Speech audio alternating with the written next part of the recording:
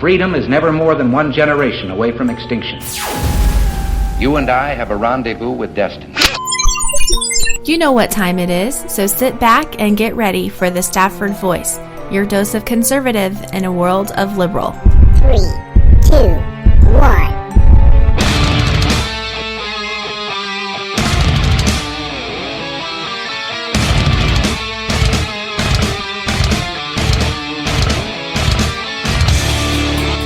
Hey, how you doing? I'm your host, Daniel Stafford, and you are listening to the Stafford Voice, where we are conservative in a world of liberal.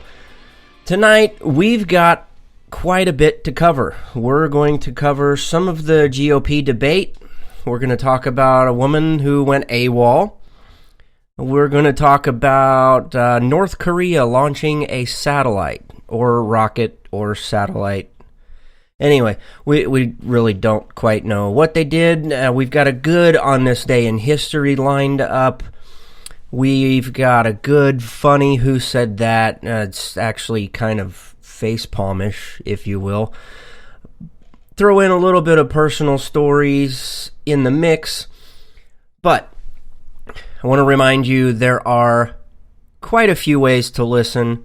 So just wherever you're at, set this channel as a favorite, whatever you have to do so you don't get left behind. Because if for some strange, crazy reason you miss the show, you'll be able to catch the replay. So just sit tight. There is no need to panic. Because, yes, I've got you. In the case you aren't already following on social media, you can find me over on the Twitters at Stafford Voice. Yes, at Stafford Voice. It's the same handle, I believe, over on the Snapchats. I can't remember what it is over on the Instagrams. But if you want to dive into a conversation and you need a little more than 120 to 140 characters, you'll be able to do so over on the Facebooks. All you got to do is just search for the Stafford Voice. And wherever you're at on the interwebs, be sure to give some love to the station and our affiliates, because without them, it makes it really, really difficult to be able to talk to you. Also, you'll be able to stay up to date with things over at thestaffordvoice.com. Again, that's thestaffordvoice.com. Now, so let's just go ahead and dive into this, shall we? Debate. We had a debate. The GOP had a debate.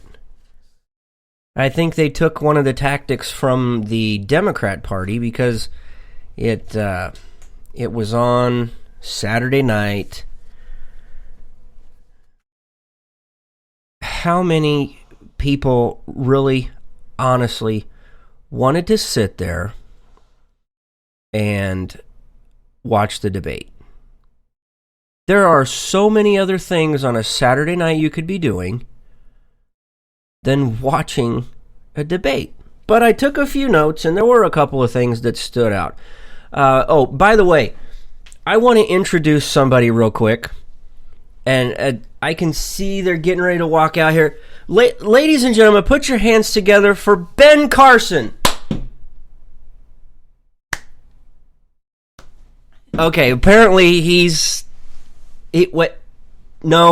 what? Okay, I thought he was coming, but he's not. I'm trying to make light of this situation. Here he is, running. The guy's a brain surgeon, for crying out loud. Not a rocket scientist, but a brain surgeon. And maybe it takes a rocket scientist to come out on cue onto the stage when your name is called.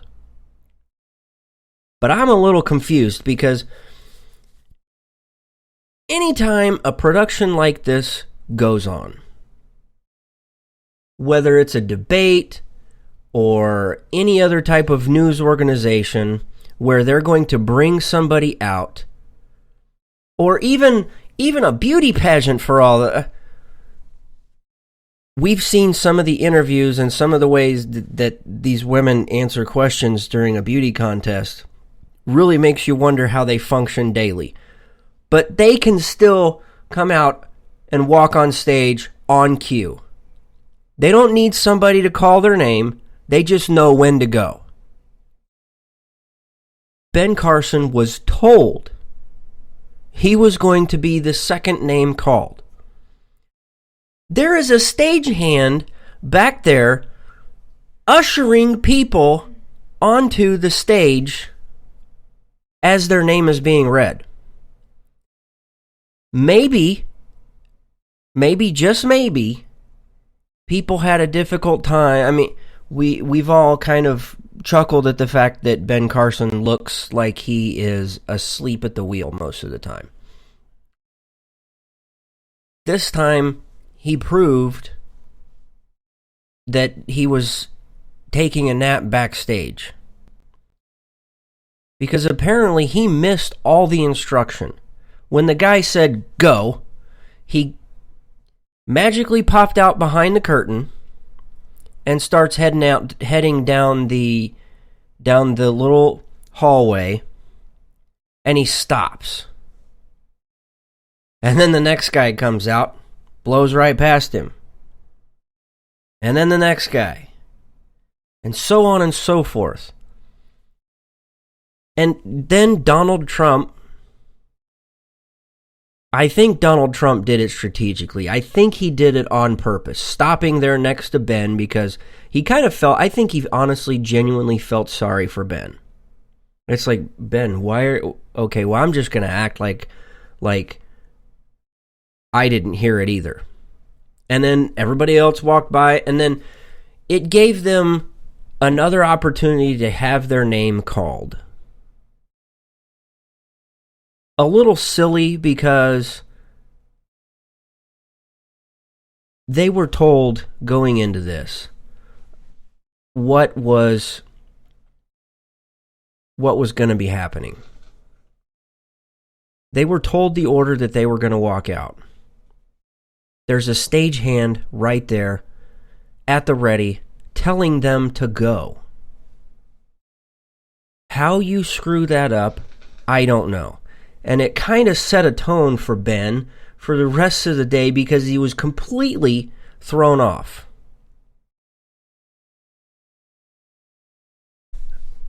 Last week, I had told you that I suspected Donald Trump to have a slightly different tone in New Hampshire.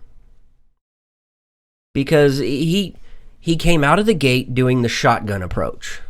He played good cop, he played bad cop, he played the, oh, well, fine, if you don't want to do it my way, then I'm not going to play. It's like testing your spaghetti to see if it's done. You take a noodle, you throw it against the wall, and if it sticks, it's done. At the start of the debate, his tone drastically changed from how he was conducting things going into New Hampshire.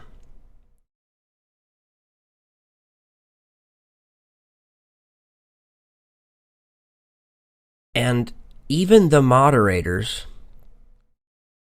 noticed, and their first question was about his temperament. And I think he handled it really well.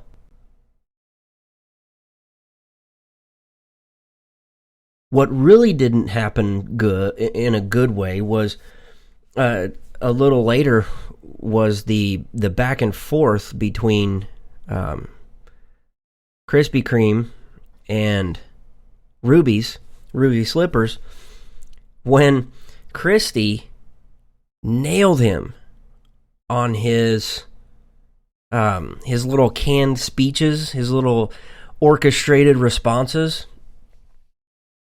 And Rubio just insisted. I mean, it's almost like he was trained. He was sitting there. He was standing there, clicking his little heels, saying, I want to go home. I want to go home. There's no place like home. There's no place like home. It was a really bad version of The Wizard of Oz. I love the movie.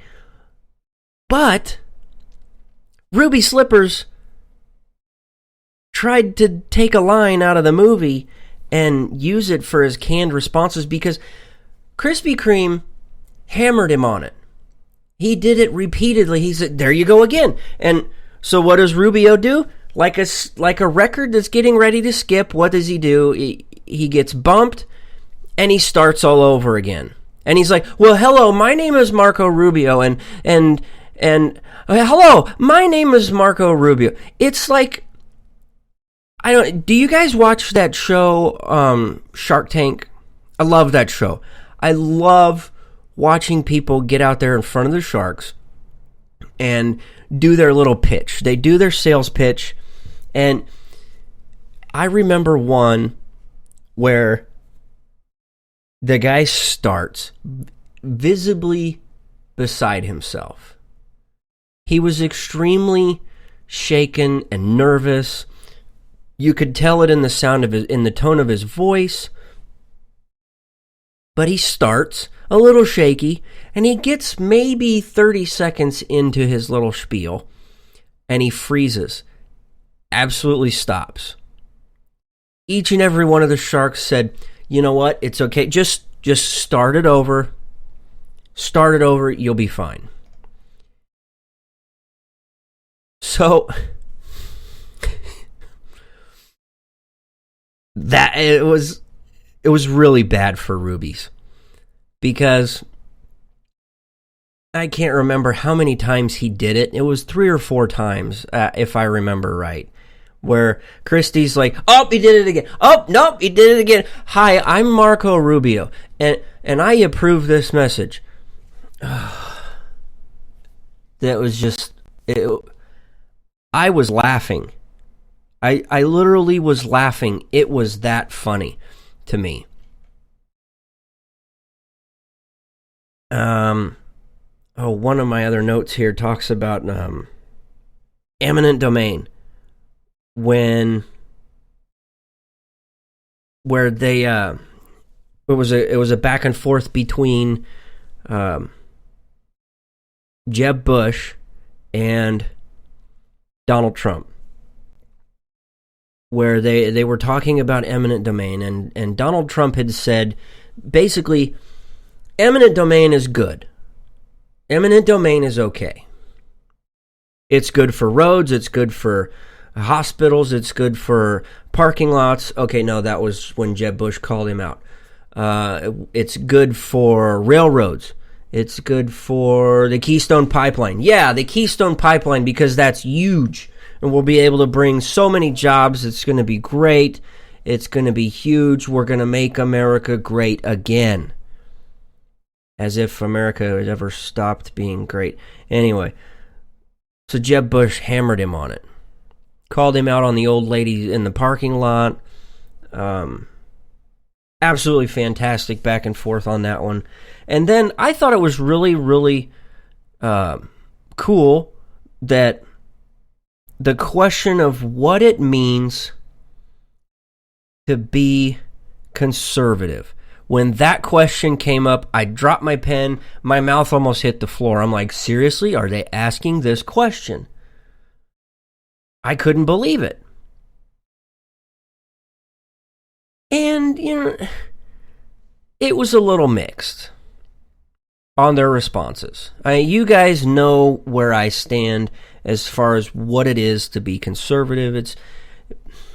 It's more than just a checklist of things you can put down on a paper. It's more than a thought.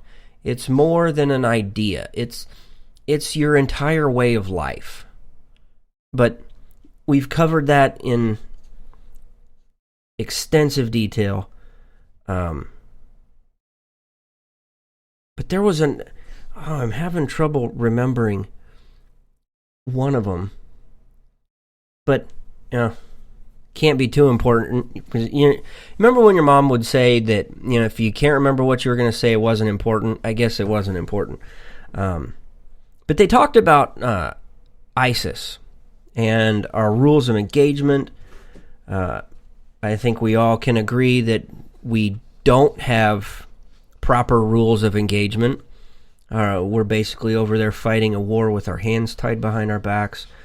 And speaking of war, this brought up a pretty heated topic, and it was women in combat roles and whether they should be able to be in the draft, whether we should start drafting women. I'm kind of mixed on this, because if women want to be treated equal, there's this big huge push for women to be treated equal. Now, again, I'm thinking this out loud with you guys, and if you're in the chat room right now and you think I'm off base, please call me out on it. But women, there's this push for women to be considered equal with men. They've pushed and pushed and pushed to be able to have combat roles. They've been pushing that for a while. We've seen where female Marines struggle as they try and go into SEAL training or anything like that. We've seen where it was difficult for women to get through Ranger training in the Army. And that's even after we change the standards and lower them. Now, if we've already had to decrease the standard of what was already expected of a soldier in order to do a job, then are you honestly considered equal? I don't think so. If it was expected of me, and this is where I'll throw in a little bit of personal stuff. You guys know that I served in the Army. I served only for 3 years. Personal situation, it didn't work out for myself and my family. We were young, and we needed a way to get started in life. So, volunteering to go into the military and serving my country seemed like the right thing to do. Do not take me the wrong way. 3 of some of the best years of my life were spent in uniform.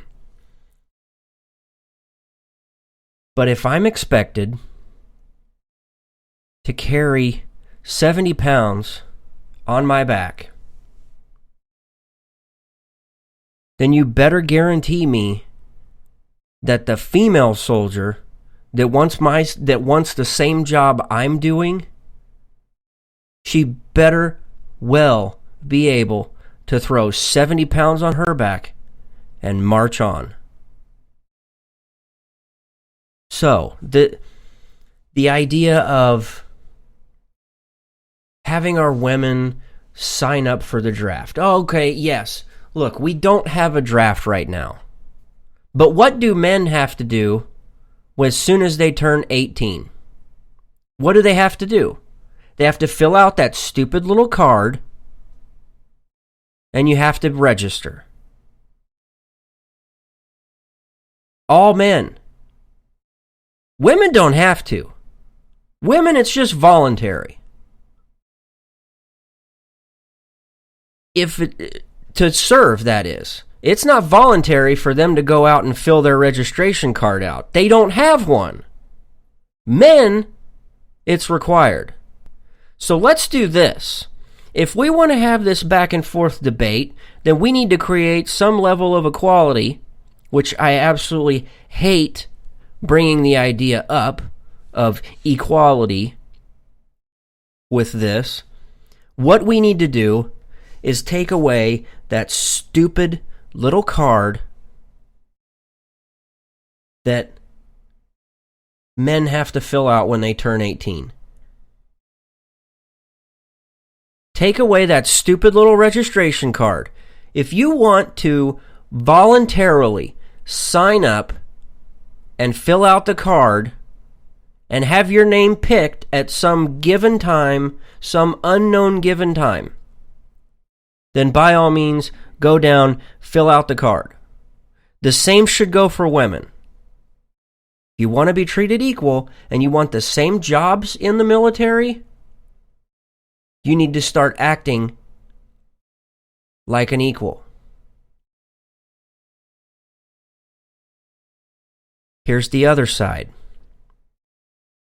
If you were to turn on mainstream media, do we honestly want our daughters being paraded on TV in a sexually disgusting manner like we know those savages will?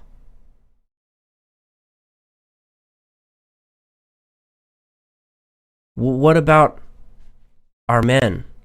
They do it to our men as well. Do we want to turn the news on and see that kind of stuff? No. But that's the risk you take when you sign up.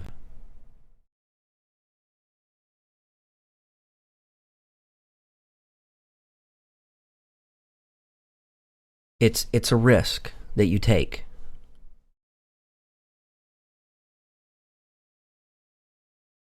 I'm gonna collect my thoughts here for just a second, and when we come back, I want to dive a little deeper into this topic of women in the military serving in combat roles. I want to talk about that here in just a minute when we come back from a break. We will be right back.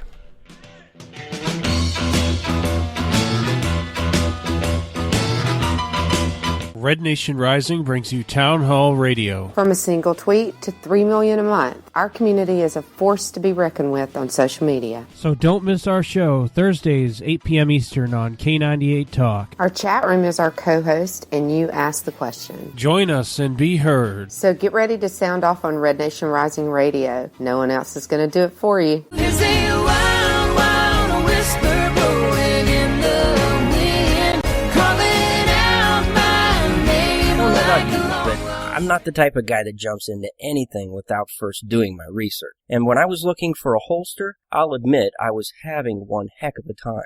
You know what I'm talking about here. You find one you like, you try it on, it would be clunky. Another one fits good, but costs way too much. So you try on one last holster, it was slim, lightweight, priced right, but lo and behold, you slide your pistol in, and it falls right out. So what do? You've tried all these mass market holsters. Well, go custom.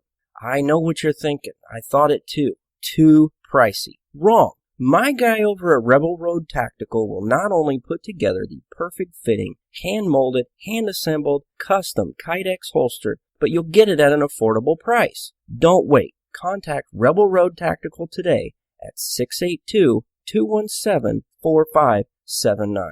Again, that's 682-217-4579. Place your order. It's the dramatic reinvention of talk radio. Here come the spy dolphins. The only thing that can cure racism is Robert E. Lee's penis. Who named this cat Limberbutt McCubbin? A Trump-Biden debate. Plugs versus rugs.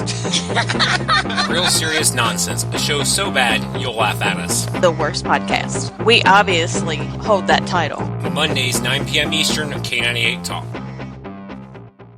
Some crowdfunding sites are too liberal and keep more for themselves. Even worse, if they don't like you or someone gets offended, they'll cancel your campaign. But not at RWNJ Funding. They hold true to conservative and libertarian values. Plus, they won't cave to the PC crowd. More importantly, they believe in you. RWNJFunding.com. The right cause, the right values, done right. RWNJFunding.com. Terms and conditions apply. See website for details. Conservative in a world of liberal. The Stafford Voice.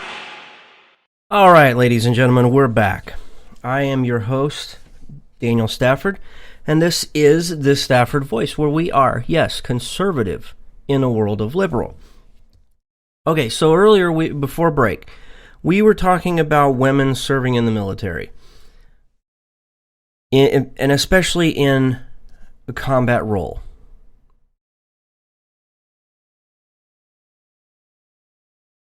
This is a very, very difficult and tough topic to fully dive into. But when you look at, if you actually look at some of the facts, here's one here. Just over the weekend, I think. It was either late last week or over the weekend. This soldier turned herself in. Well, who was it? It was Private Erica Lopez. And she went AWOL, absent without leave. She went AWOL after being one of the first women to sign up to become an Army combat engineer. Well, it says Lopez turned herself in to proper military authorities. Oh, it was Thursday night. Thursday night last week. A spokeswoman for Fort Leonard Wood, Missouri, had reported and said also in a statement, Private Lopez's unit will look at all the facts and circumstances surrounding the situation and take appropriate action. Lopez was supposed to report to Fort Leonard Wood on January 4th after convalescent leave. She was considered absent without leave on January 5th, when she didn't show. Lopez was dropped from the rolls Thursday, which means she was considered a deserter before she turned herself in.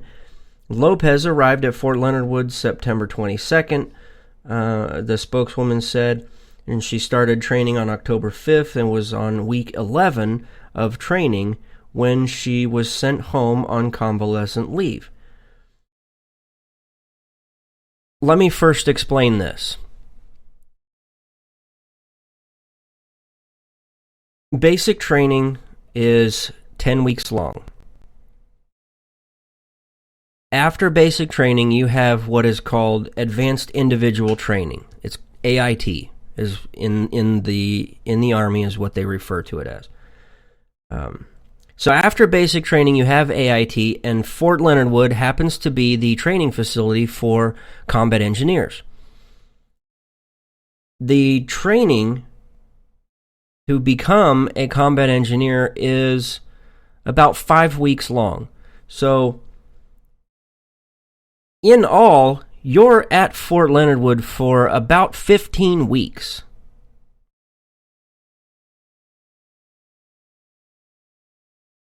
On week 11, she was sent home on a convalescent leave. It's not said why she was sent home. Typically, it would be a death in the family. You could be. There are a host of issues that could cause you to be sent home on a convalescent leave during basic and AIT. Last year, about halfway into the year, into 2015, the Army opened up the 12 Bravo MOS, military occupational. They opened it up to women to be 12 Bravos, combat engineers. I happened to be a combat engineer when I was in the Army. Well, so the fact remains, she was allowed to go home. She was sent home. Reasons we don't know. However, she was supposed to report back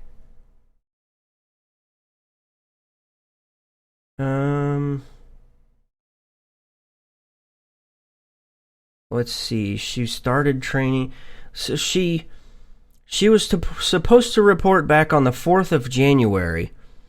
They don't say how long her convalescent leave was. On January 5th, when she failed to present herself in formation, she was considered a deserter, or AWOL, I'm sorry. Well, after the 30 days had passed, she was considered a deserter, but she turned herself in.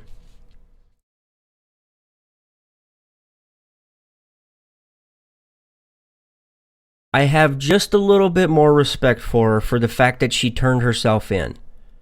Do we know all of the details? No. What is she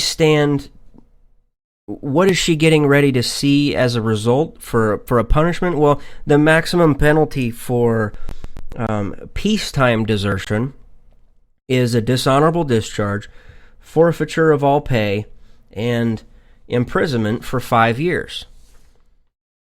Well, what's the story before the story? This comes back from a local Tennessee news, from the local Tennessee paper that was her hometown, and it says, this is the way that they wrote the article. I'm not embellishing on anything. It says, sometimes the most important things we ever learn catch us by surprise. Of course, we always see the basics coming. Rules like respecting others and doing well in school. But the way that Erica Lopez is teaching this one might just throw her 2 sons through a loop. Quote, this is from her. It doesn't matter how old you are or what you've done in the past, you can always make something from what's happened in your life. What happened in her life? Well, she had her first son at 16. She has 2 children. She gave up her role as a housewife and enlisted in the Army as a combat engineer. The report goes on to say the job she chose was a first for the Army recruiting office in Knoxville, and the man who runs it, Sergeant First Class Ellis, says, quote, she was very excited about it. She said, hey, that's what I want to do. She came into the Army to better herself and set the example for her family. It went on to say, it makes me feel really excited that no woman has ever done it before. And then it says, come September, Erica will leave her 2 boys and ship off for basic training, where she says, quote, you make sacrifices for your whole life, for your children and for your family. This will be a sacrifice. But what is the role of a combat engineer? You go out, you build bridges,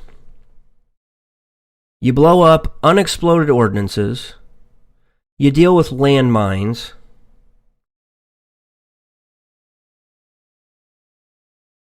you clear buildings, you blow a lot of stuff up.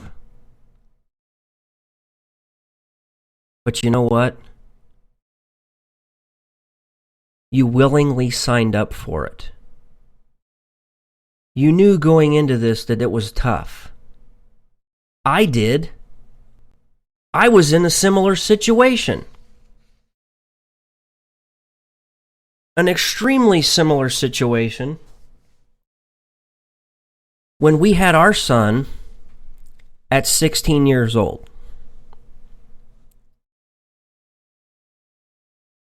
We made it through high school. We didn't quit. We didn't give up. Was it tough? Yeah.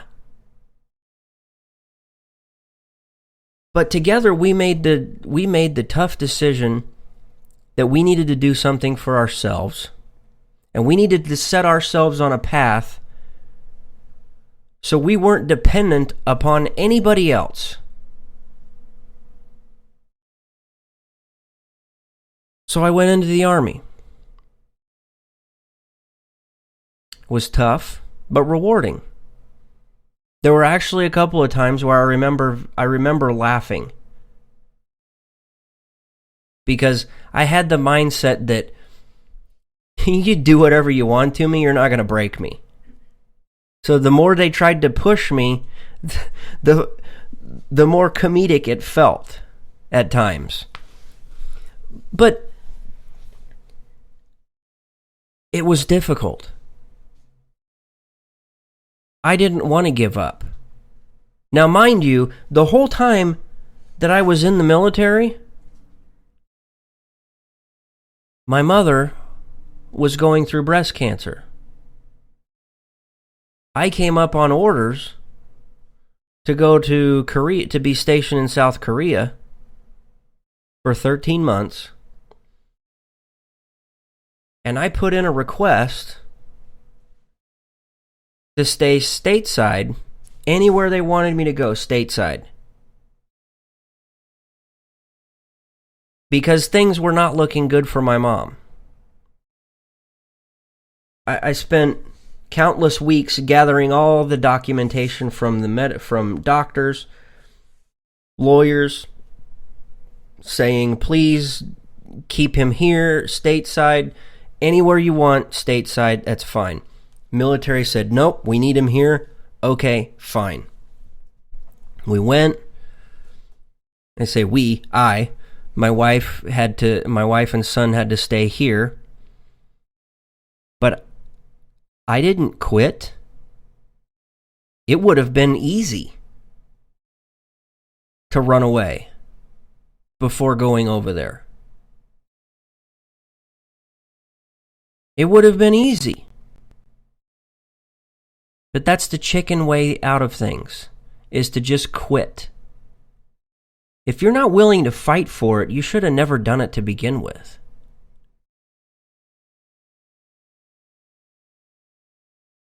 She gave up not on her country.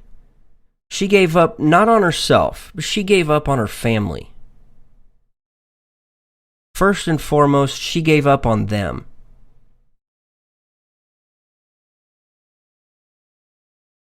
Second came herself. Last came her country.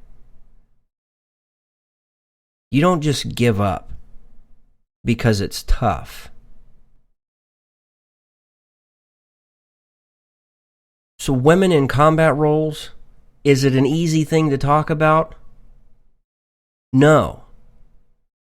Does it require a little more attention? Yeah, I think so. I think it needs to be talked about. I also think that we need to talk more about what we can do to avoid confrontations so we don't have to send our men and women in harm's way. I realize that that's all part of it. That's part of life. But I think the discourse can still be there. I think it's important.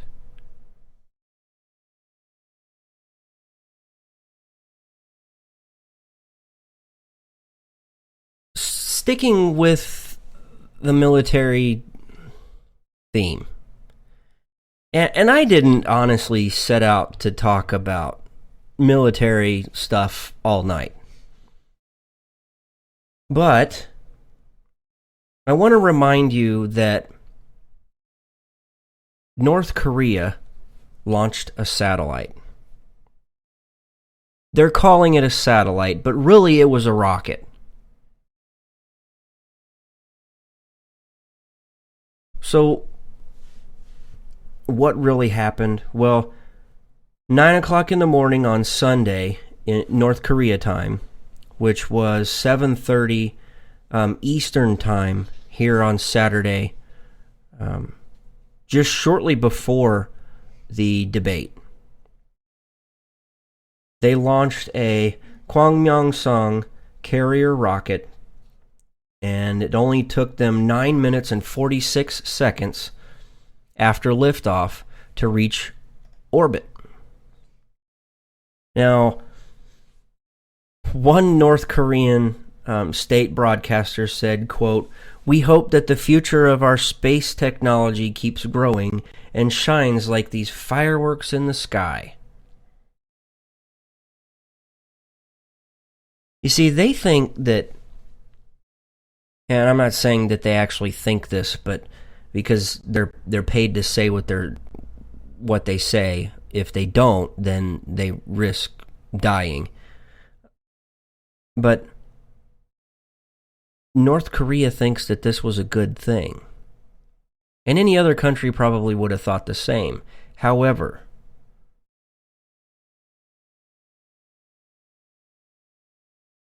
was this a success or not? Well, it is confirmed that the United States is monitoring its orbit. So, yes, they successfully launched this quote-unquote satellite into orbit. We are keeping an eye on it. But what does this really prove? You have to remember that the Kwangmyongsong rocket is dual purpose. It serves two missions. One, to be a carrier rocket where they can put things on it like satellites. They can fire it up, send it off into orbit, or they can arm them with a nuclear device. This dual-purpose rocket is really similar to the intercontinental ballistic missiles, the ICBMs, that Russia and the United States used during the Cold War. But this proves North Korea's power of delivery, because we cannot forget, it was about a month ago that they were reporting a successful test of a miniature hydrogen bomb. This rocket that they used is fully capable of carrying a miniature hydrogen bomb, and it is fully capable of reaching the United States. They could take out any part of Alaska they want. They could take out 3/4 of Canada. Roughly half of the United States has the opportunity to be hit by this Kwangmyongsong rocket. And as a matter of fact, while everybody was sitting there watching the Super Bowl, having a grand old time, you know what flew overhead of the stadium? Yeah. This little satellite that they sent off into orbit.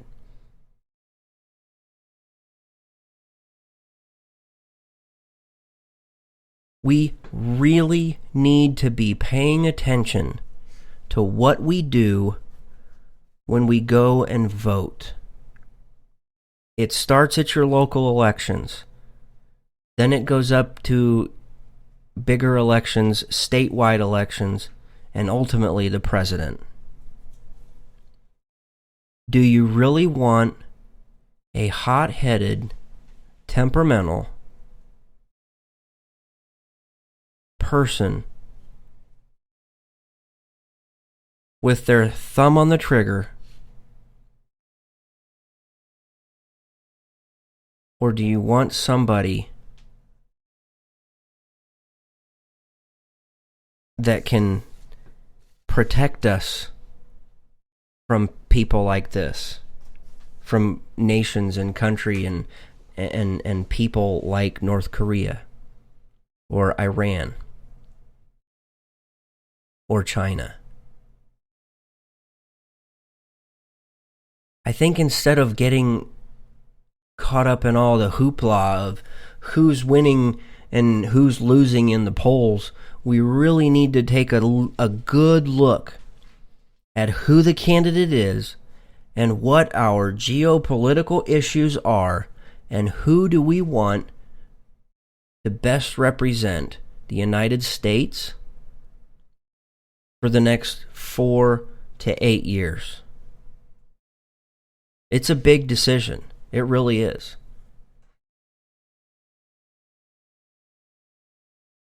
Now, I want to take another short little break, and let's do, let's do On This Day in History, and then let's have some fun with Who Said That. I really liked this person up until the other day when I think it proves that drugs really do have an impact on one's mental capacity. You'll understand a little later. So when we come back, we're going to do On This Day in History and some Who Said That. We'll be right back. K98 Talk is expanding its lineup for 2015. This means we are expanding our advertising base. Whether you're a startup trying to push through to the next level, or an established business trying to supplement your advertising budget, web-based advertising is a solid investment. Thanks to Talk's newest partnership with TuneIn Radio and instant access to our sister station, K98 FM, we give you worldwide access at a reasonable cost. Interested parties should email us at sales@k98fm.com. This is JD. And this is Stacy. Join us Tuesday nights, 10 p.m. Eastern for Game On. Remember, Lock up the children and the old folks. Game On, the home of conservative conservatism. Where no one is safe, and no one is spared, not even the hosts. Oh, that was supposed to be a spin cycle. I'm sorry. Yeah, that's okay. We love you anyway. Right round, baby. Self-monitoring right Ebola round. radio strikes again. Anyway. Anybody see the host monkey? Where's the host monkey? Where's the host monkey? For God's sake, I need an antidote. Just do your rant. Let's pop out of the segment. Has to do with Find us on Twitter at JD and Stacy. You're listening to K98Talk.com. Whether you're an employee or business owner, when it comes to the correct course of legal action, it's the first step that is important. And make that first step with attorney Ted Hong. You need someone you can trust and has the experience you need when it comes to workplace and employment law.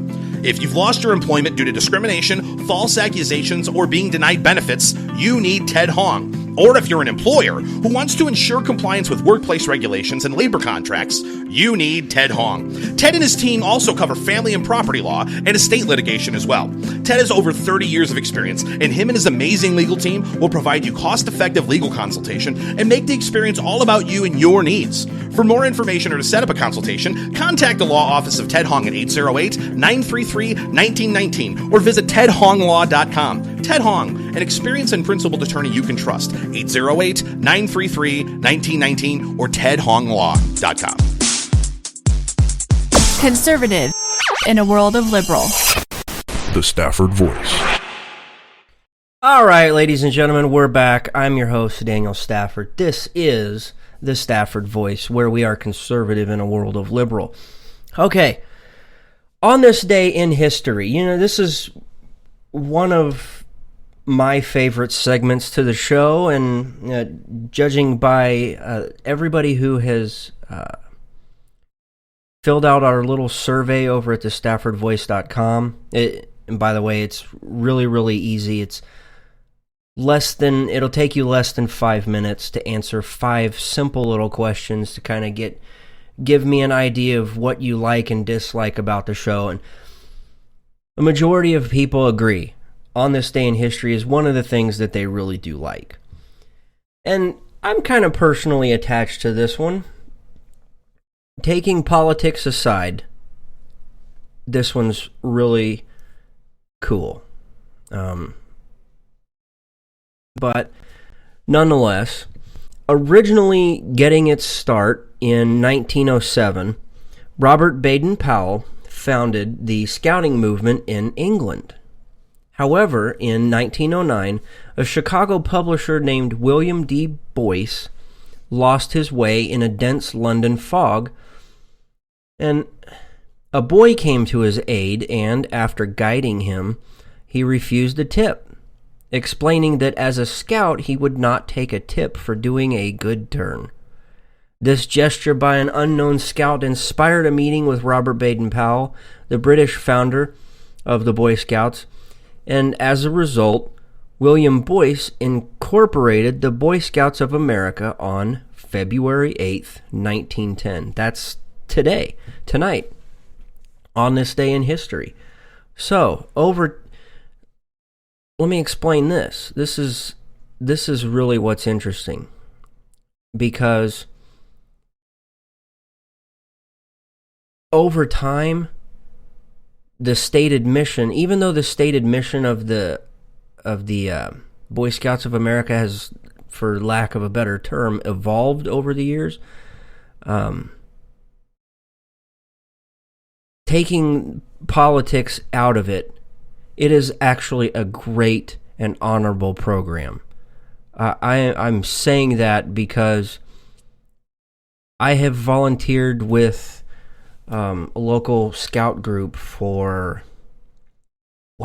6 or 7 years, and there is nothing more rewarding than going out and teaching these boys and young men some skills that,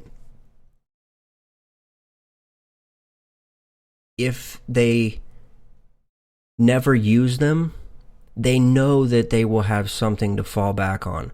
There are so many things that some of my scouts would tell you about that they never thought they would ever need to know, but later on, they needed to know it. It's incredible. I mean, the scouting program it really is a great, great program. I have so many incredible memories. And I'll share one here with you in just a second. But I want to touch on their stated mission throughout the last, since they've started, basically. So in 1910, their stated mission was to, quote, teach boys patriotism, courage, self-reliance, and kindred values. And later in 1937, its mission was to, quote, each generation as it comes to maturity has no more important duty than that of teaching high ideals and proper behavior to the generation which follows.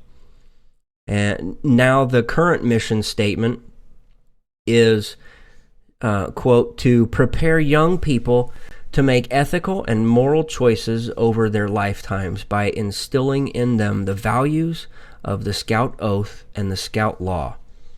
Well, what is the Scout Oath? If you're not associated with the Scouts, let me let you in on this. It's, on my honor, I will do my best to do my duty to God and my country, and to obey the Scout Law, to help other people at all times, to keep myself physically strong, mentally awake, and morally straight. The Scout Law is simple, but very powerful. There's so much to be learned from this. A scout is trustworthy, loyal, helpful, friendly, courteous, kind, obedient, cheerful, thrifty, brave, clean, and reverent. Let me give you a short, quick little story. A couple of years ago, every year we would take our scouts on what's called a high adventure. And basically it's like an extended camping trip. And we would take our scouts out on like a 5-day camping trip. And one of the ones we did was, and this was my idea because I like to backpack. It kind of goes back to my Army days. Well, we went down to Arkansas. We went through the Wichita National Forest, And our goal was to backpack the 30-mile loop. We were planning on covering roughly 10 to 12 miles a day. We thought that these boys thought that they could handle it, but it proved that if you don't put the hard work into things, the reward isn't always going to be there. But there wasn't a single one of those young men that complained. They had blisters on their feet, on their shoulders, on their backs from carrying their packs. They never once complained. Not once. And in the end, they all came up to me and they said, you know what? Even though that was hard and we didn't quite make it, that was one of the best trips that we've ever done. I personally learn a lot from them. Its scouting program is incredible. Now, we are quickly running out of time, so I want to jump into this real quick.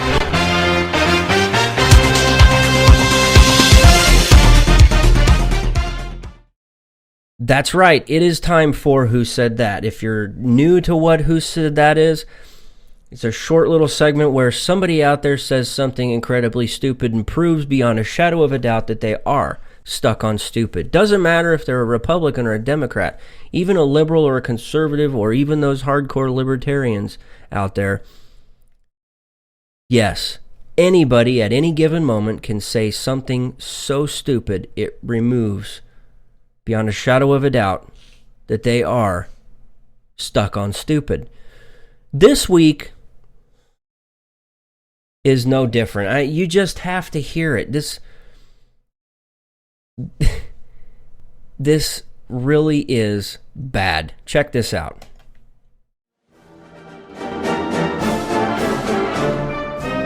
To plant a garden is to believe in tomorrow. Smells fresh. The political season is starting to heat up. The sun's coming out and all our plants are beginning to bud. Do you smell that excitement? That's the polling places opening all around the country. It's time to vote, folks. So the question is, which one of these plants are ready for harvest? Some are obviously too immature. They need a couple of more growth cycles. And yet, others are done, finished. There's nothing left in them. They've lost all their potency, which they never had much of anyway. But there's one candidate that stands head and shoulders above them all, who has weathered many storms and is totally ready to be the commander-in-chief, or the commander-in-cush, as I like to say. Only one candidate this year that has said things I truly believe in, like supporting the legalization of a fair and humane immigration policy, something that Donald the Wall Trump would never support. The legalization of a real living wage. The legalization of equality for all. You get my point. Oh, and yes, Bernie does support that other form of legalization that I care so deeply about. The legalization of the super medicine, marijuana. So I know this year, you and I are going to feel the burn. Go up to the polling booths and light up, man, for progress and change. See you soon, America. We got to do what's right, man.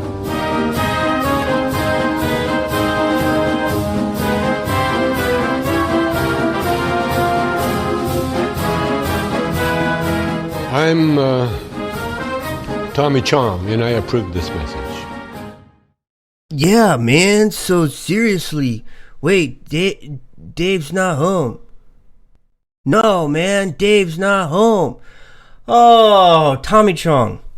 Listen, you're proving why we don't need to legalize marijuana.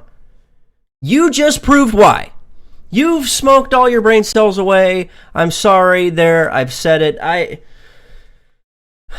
don't have anything else to say about that. You guys have listened long enough that you know how I feel about that. But, yes, that is all the time we have for tonight. And God willing, the Stafford Voice will be back Thursday. Same bat channel, same bat time, 9 p.m. Central, 10 p.m. Eastern. You can follow me over on the Twitters at Stafford Voice. Look me up on Facebook by searching for the Stafford Voice. Email your questions or comments to thestaffordvoice@gmail.com. Thank you and so much for your time tonight. And until next time, thanks and God bless.